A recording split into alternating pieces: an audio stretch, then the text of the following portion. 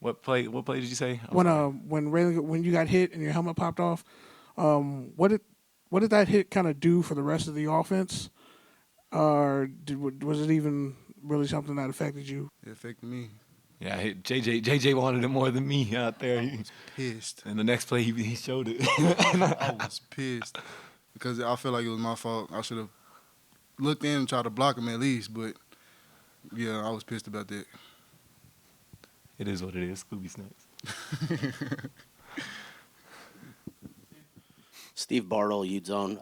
Cam, JJ, just how good does this one feel? Man, unbelievable. I don't even know how to describe it, man. Like I've been saying it all year. We doing this for 22. I even got it on my wrist. Just year 2022, doing it for 22. So it was definitely our year. It was destined. That's what it felt like. Most definitely. Can you guys talk about, as far as Gary George, Inland Valley News, can you talk about the momentum shift? You guys were down in the first quarter, but yet you turned it around. What was the key to your perseverance and endurance to come out victorious tonight? Just unwavering belief. We have a game plan. We have players that are great players that get the job done, and we just can't stop believing in that, and that's what we did, and that's why the game ended the way it ended. Cole Bagley with Fan Nation. Jaquindon, what's the experience been like for you to switch to running back and then run for 105 yards and 2 touchdowns in the Pac-12 championship? It's a blessing, man. It was real natural because, all through middle school, a little bit in high school, I played running back, so it was natural ability to me. But like I said, it's a blessing doing it. I'm glad I made it happen, and I did it for the team. They needed it, so I just made it happen. You can cut the tape on from him in high school back at Duncanville, getting loose, so you get an idea of it. Josh Newman, Salt Lake Tribune. Cam, you've been talking about unwavering belief for a few weeks. Down 2 scores, they had the momentum. You're in the huddle as the leader. Just what was your message to your offense down 2 scores? Let's go. We knew what we had to go out and do, and just wanted to go execute it. And everybody was on page. Just had to get them a little fired up and get their piss boiling, pretty much.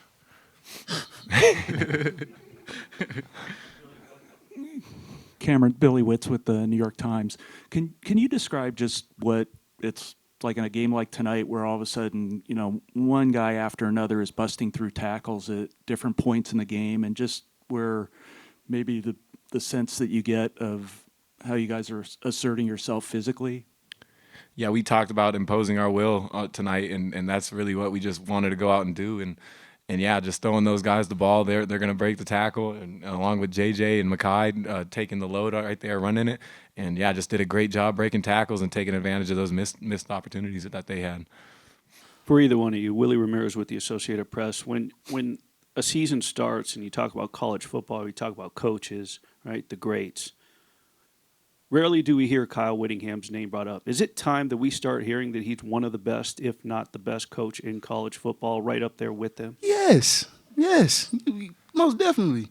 Like, I don't know why it's not. Like, back-to-back Pac-12 championships, come on now. He been here too long for people not to be talking about him. One of the best coaches that I've ever been around. Like, it's time. Yeah, he's one of the most winning coaches in the Pac-12 and the most winning coach at Utah. So he's been doing something right, and he's been tenured there for so long that you're going to be doing something right if you're there for that long. And he's just a great coach, and going back to back, I think he's definitely moving up on that list for sure. John Gold, Saturday Out West. This is for the both of you. Defending Pac-12 champions that you come into this game kind of cast as the underdog. Can you talk about being in the role this week and just kind of the emotion that you fed off of playing a team like USC that's talked about as a playoff team, a Heisman candidate, etc.? We already knew what we had to do, so it was just a regular game to us. Like we knew we had to play physical. We knew that we had to stick together as one. So. It was just regular game to us. I felt we took it a little personal and kind of saw all that as just disrespect and just wanted to go out and prove a point. That too. Guys, I'm sure you noticed there was a lot of attention paid to USC this week in terms of both their playoff chances and Caleb Williams' Heisman chances. Yep. Even though you guys won this conference last year, did you feel like you needed to prove a point this week about, not to crown them just yet? Most definitely. And we did. Yep, exactly. Okay, so proud of our guys, our coaching staff, our players. Outstanding effort. Players never stopped believing. I mean, they had a great attitude going into this game. They were not going to be denied. Didn't look good early. We didn't play very well in the first quarter at all. In fact, if they would have kept that pace, it would have been 100 points and 1,000 yards, I think I calculated. And so good job by our defense, stemming the tide, pulling another 180 just like they did in the last game, although this one came in the second quarter rather than the second half. We owned third down. I believe they were 1 of 12 on third down, and we were much better than that. I think we were 5 or 6 of 12. So that was a big key to the game. Our rushing attack was big, being able to pile up the yards and get those physical rushes when we needed them. Cam Rising was outstanding, obviously the player of the game, the MVP, and well-deserved. He's our leader. And as Cam goes, so goes the offense, and he was on target tonight. Very proud of the guys that stepped up for guys that weren't able to play, and it was great to see those guys, pick up the slack and perform very well. Great job by our players, repeating as Pac-12 champs. I mean, what more can you say? It's been a good last 12 months, and excited to go to the Rose Bowl again, and got to keep the good luck hair for another month now, so you got to deal with that. So. Can't cut it now, but we're excited. We're excited. I'm proud, and like I said, it's so much hard work by our assistant coaches. Those guys just work tirelessly around the clock, and our players have a great work ethic and attitude. And it's just a pleasure to be around this team and these coaches, and love the culture that we have in our program. Questions? Willie Ramirez with the Associated Press. Two-part question, if I may.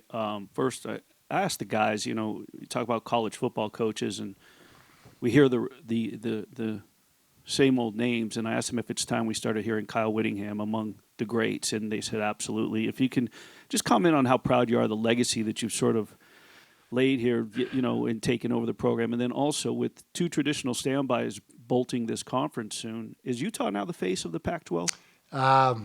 Well, there's a few questions there. First of all, it's very, it's an anomaly to be at a school as long as I have. I mean, that just doesn't happen in this day and age, and very grateful and blessed to have been at the University of Utah for as long as I have.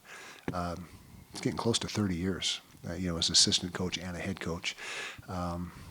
Most coaches in that time frame would have been at 10 or 12 different places. So I feel very fortunate.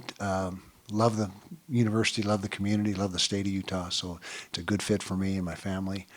I forgot. Keep going. What was the questions again? The other parts? Oh, me. As far as the success that we've been able to have, and I don't really care one bit about what conversation I'm in, I'm not in.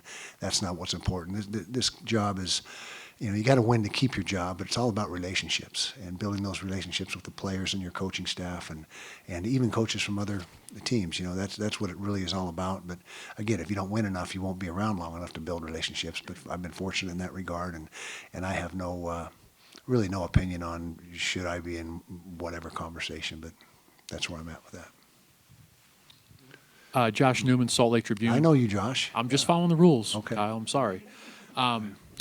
Every season is unique, highs and lows, injuries, problems, whatever. How gratifying is this one, having been to this point once already? As gratifying as any season I can remember. We had our backs against the wall when we got beat by Oregon a couple weeks back, and these kids never blinked, never flinched.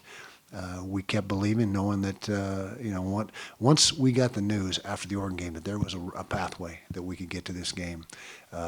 Our guys just were ecstatic, and we knew some things had to line up, one of which we had control of.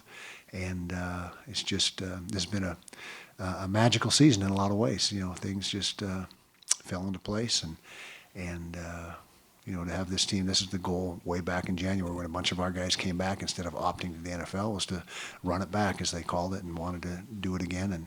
And here they sit with the championship in their Hall of Fame out in front. It'll be there tomorrow.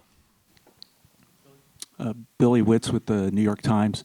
Kyle, at what point in the game did you sense that Caleb Williams was hurt, and how did that change how you defended? Yeah, we sensed, I can't remember the exact point, but it was sometime early in the third quarter, I believe. And when you see a quarterback become not as mobile as he could be or should be, then you smell blood in the water and you start bringing the heat, because that's the strategy you want to use. And Caleb's a tremendous player, maybe the most difficult quarterback to sack that we've ever played against. But we banged him up and slowed him down, and I don't know how many sacks we ended up with. We have half a dozen, somewhere in that neighborhood. But yeah, he definitely took some punishment from our guys, and we turned up the pressure. You've won this twice in a row. I was wondering if you can go back to 2019 and just kind of what you think USC might be feeling right now, of just being at a point where, if like you then, if you had won, you were going to be in the playoff, and to come this close and then lose and not play well either. Yeah, it's disheartening. We were there twice, 18 and 19, and in 18 we were elated to be there because we had never been to the championship game, and then in 19 we had that great team, and had we won, we would have been in the CFP almost for certain. And so we can empathize and understand what they're going through, but this is a competitive profession, and you can just worry about yourself, and you can't feel sorry for anybody else, and you just keep going about your business. Coach John Gold, Saturday Out West. At Pac-12 Media Day, you talked about last year kind of feeling like you got over the hump and really achieving something that hadn't really been done to make ostensibly another Rose Bowl to win today's game. What does it say about this program to follow up a year like last year and can maintain the consistency? Well, I think it speaks to just that, our program. I think we've got a very good football program, and that's what you want. You don't want to have a good team every now and then. You want to have a good program, and I think that's the point that we're at right now. We got a program that has got some momentum now, and has got a great deal of pride and a great deal of talent on the roster, and excellent coaches. Now that's what you strive for, to be an outstanding program. And thanks to the hard work of our assistant coaches and players, we're closing in on that. Cole Bagley with Fan Nation. Coach, can you speak more to the play by the depth guys like Thomas Yasmin, Jaquin Jackson? What does their performances say about this program? Well, it says that we have depth in the roster, and that's what we've been trying to achieve ever since we got in the conference. When we first got in the conference, our first 22 were pretty good, but it was a big drop-off after that, and so we've been working tirelessly the last 11 years to improve the depth of the roster, and I think we're as deep and as talented now as we've ever been. I know we are, and I think that was manifest a lot of times this season. There were several games where we're without guys, and in other years probably could not have overcome it and not continued to play at the high level that we were able to this year, and that's because of the recruiting efforts of our coaches and their development of those players, and just the sheer talent of the roster 1 through 85. Sammy Mora, UTEzone.com. Kyle, can you just talk about the fans? The Utah fans, again, traveled out in droves. How did that help or impact this game for the team? It's awesome, and we love our fans. I don't know how many, it's 10 straight years of sellouts in Rice Eccles back home. They showed up out, just without a doubt tonight. And when we left the field at halftime, that's when it really hit me how many how many fans that we had there, and just the roar, after we scored that on that 2-minute drive, that 2-minute drill. And we love our fans, and I know they're going to show up at the Rose Bowl again. I promise you that. Steve Bartle, UTEzone. Coach, your players get praised a lot for their physical toughness, but I'd be curious to hear your thoughts on their mental toughness, considering the game and the way that they battled back tonight. Yeah, no question. They're mentally and physically tough, and that's the reputation we have in the Pac-12, and that's the reputation we had in the Mountain West. That's just who we are. That's a calling card of our program, is physicality, and we preach it. We practice it that way. We're physical in practice, and it's I think mental and physical toughness go hand in hand oftentimes, and we had some guys play this year in some circumstances that they were pretty banged up, and they're so tough mentally that and it starts with Cam Rising. I'm certain that most quarterbacks would have missed a lot more time than he missed when he had that injury. So proud of our guys, and that's something that we take a great deal of pride in is being mentally tough and physical.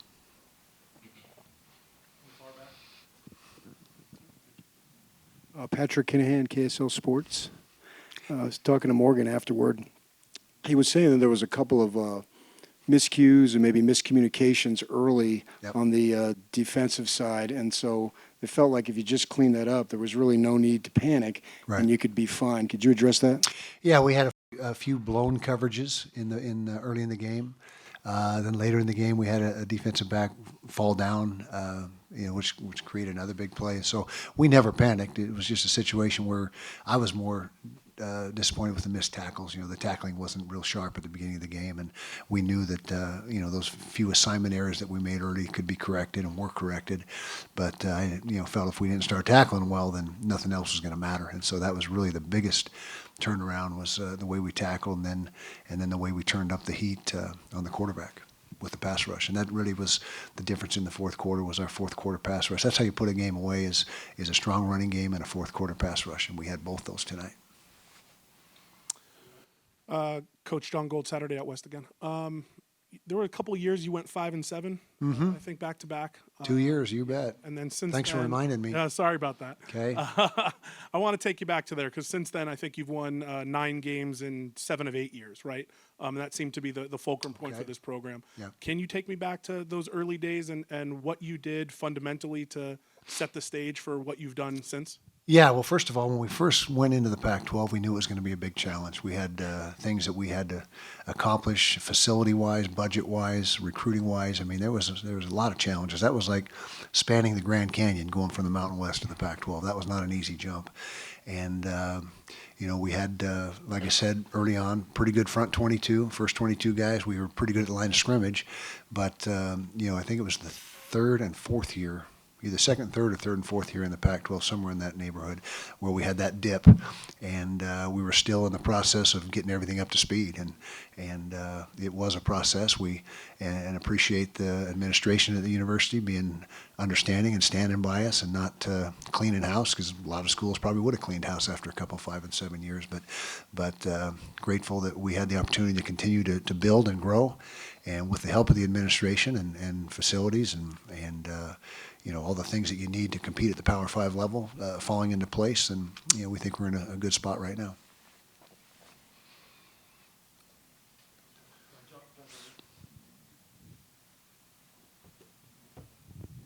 Josh Furlan, KSL.com.